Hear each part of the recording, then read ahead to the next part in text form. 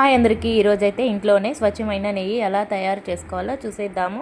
చాలా మంది కాసిన పాల మీద మేగడ నుంచి నెయ్యి తయారు చేస్తారు. నాకైతే అది ఇష్టం ఉండదండి. నేనైతే పెరుగు మీద మేగడతోనే నెయ్యి తయారు చేసుకుంటాను. వారం రోజులు పెరుగు మీద మేగడ తీసుకొని ఫ్రిడ్జ్ లో స్టోర్ చేసుకొని ఇలా మిక్సీ జార్ లో వేసుకొని కొంచెం వాటర్ వేసుకొని మిక్సీ పట్టేసుకోవాలి. 5 మినిట్స్ వరకు మిక్సీ పట్టుకోవాలి. ఇప్పుడైతే వెన్న ఇలా వచ్చేసింది.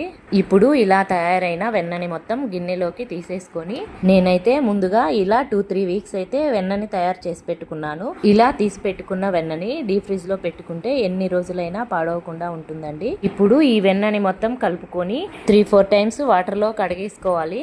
ఇలా చేయడం వల్ల నెయ్యి అయితే మంచి వాసన వస్తుంది. అలాగే గసి కూడా ఎక్కువ రాదు.